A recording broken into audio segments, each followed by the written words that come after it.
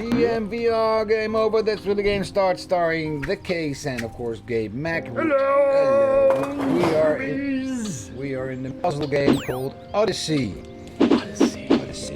Alright. So, Odyssey. what did we, So last time we took the zip line over and we're at this island now, and now we've got this puzzle to do. We've connected it up, and now we just got to figure out how to place the moon in the appropriate position to the Earth. Okay. On the one, and this one, I have no idea. Well, look, there's a bunch of switches. We've got a dial on the left that like rotates it around, and okay. that one, what does that do? That okay, that switch tilts left and right. Yeah. Okay. And then this one And that moves the Earth around the constellations. Yeah. So we got to figure out which constellation that we have to be at. I've got an idea how you could really cheat this. Watch this. What if you did this? We just go around and round, one bit each time. Oh, I think this might take way too long. I don't even know what to do, man. Oh, look. Okay, wait. Look at this. You see the globe? You see there how it's going to spin, and where the red dot hits is going to change. You see? Yeah. See, like right now, it's right above Australia. Yeah. If I flip this, now it moves up towards Japan. So it's like the Ecuador and the equator. Yeah. The Tropic of Cancer and the Tropic of Capricorn. Okay. Wow. Yeah. So those are those three lines. You know, you got the equator in the middle, so now it's hitting the equator, and then you've got the one up here, which is I can't remember if that's the Tropic of Cancer, I believe, above, and Capricorn is below. You can't go down. No, just up. No, but depending on where the Earth is, it will change its angle. See how it changes? You can change its angle. So now it's like hitting the bottom one. No, it's not. Oh no, you're right. It's hitting the See now there. You can only hit, now it's hitting the bottom one. You see? So you can only hit the bottom one and the middle one. And the top one. How? If I flip it this, and then I go over to the other side.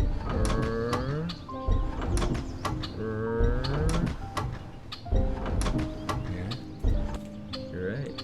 I can't. Oh yeah, I can. Yeah. Okay. All right. So the left side is top, and the right side is angled. Yeah. See, and now it's gone down to the bottom one. yeah. And then you see how it goes up, and now it's hitting the top one. Boom. Yeah. So the sun's hottest point, it goes like up and down as a wave between the bottom line. Then it hits the equator in the winter, and then the top line in the spring. You see how that works? Wow. See how it's like changing the heat? It's changing its focus. Now if I switch it this way, where it's just even, then it just stays on the equator the whole time. Which means you don't get that, change and little fluctuation in winter and summer months with the focus of the sun on there. Alright, so then what do we do? This obviously has to be switched this way, but we just got to figure out where we put it on. So we should probably read the map, or we should, go check out the other bits of the island. What do you say? We crossed over the fixed rotating bridge this morning, but we still couldn't get over to the main part of the Wretched Minor. There was another bridge we needed to cross, and it was broken too. The first bridge took almost a week to repair, and Mom thinks this one might take longer. The zip line leading here from the bunker island was easy to fix though, and Sid took care of that first thing. It works great. My ankle is still swollen and hurting too much for anyone to help me up to the top of the bunker over and over, so I only got to ride it once so far. All right, this let's go through. This Wretched Minder has a couple of shacks on it. Nothing inside but some tables and barrels. This is just fluff. Chuff. Okay, also chuff. Okay, so let's wait. Let's see if we can find the okay. Whoa. Okay. Aristotle. Okay, here we go. Dad told me Aristotle said that all the stars were embedded in the surface of a celestial sphere made of ether. The stars were spots on the celestial sphere where the concentration of ether was dense enough to be luminous. Okay, this celestial sphere rotated around a single unit around the Earth about once a day. The pole star was on the northern pole of this spinning celestial, the northern light. And that's why it didn't move while all the other stars seemed to revolve around it. Okay. God damn it, it's like pretty hardcore science, huh? I have no clue. Well, thank God you're here. This is not that hard science. I mean, this is just, if you go out and you observe the stars, the moons and the sun, then this is just how it all revolves around. I used to think how it all revolved. Of course, we know that today to be false, even though that there's fake conspiracy news on Facebook that the Earth is flat. But we've proven already within the first couple puzzles that that can't be so, because otherwise we would see a coin as a eclipse, and that's never happened. So yeah, you just want to see it. Here we go, the heliocentric model. This is the model that we have today, the heliocentric model, whereby the Earth revolves around the sun. Yeah. Rather than, because forget all that other stupid shizzle beforehand. Yeah. You know, about the This is basically... This is the right model, the heliocentric model, whereby the Earth revolves around the sun. So those other first pages, we just had to go through the bundlings and idiocracies of thousands of years to just to get to this, okay? It's like, so just skip those, idiotic thousands of years. So... At one point, when the Earth was tipped most towards the sun, the light hit its highest latitude in the northern hemisphere.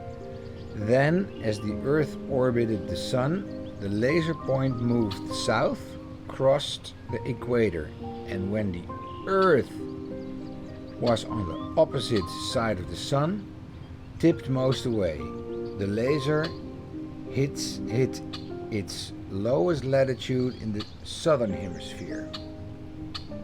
Okay, you got that?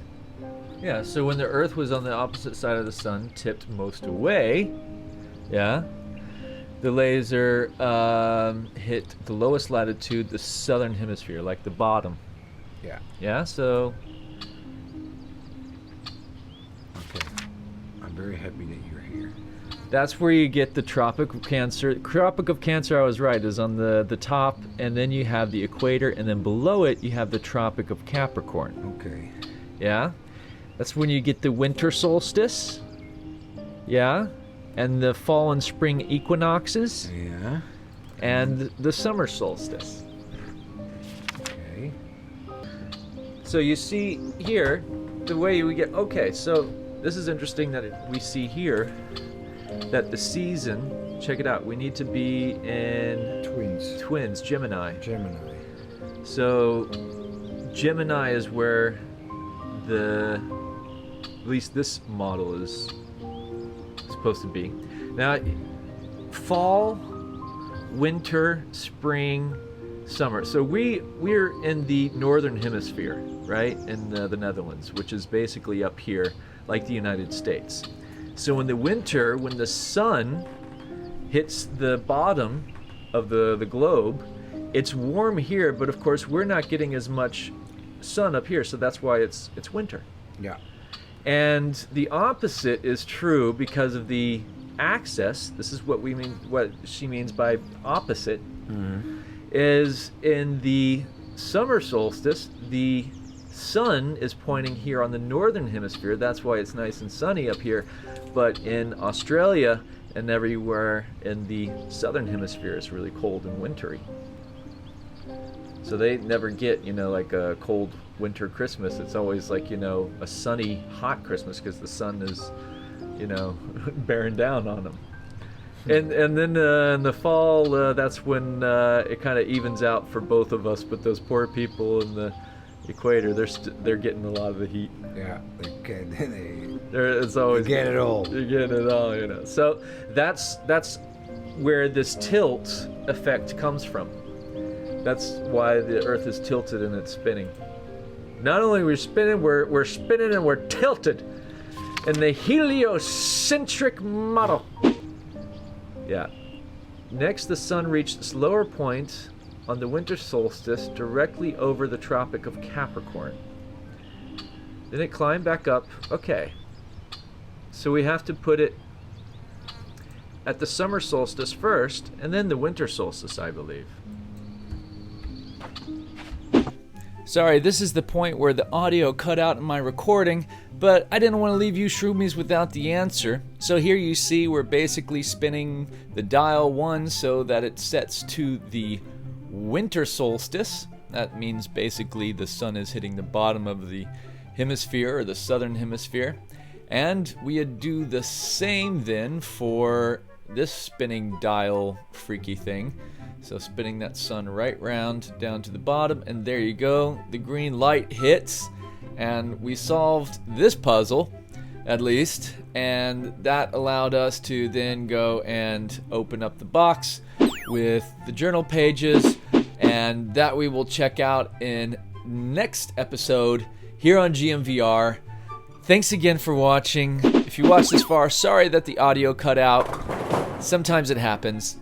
Sorry for the drilling outside as well. Thanks a lot for watching, Shroomies. Till next time, stay cool.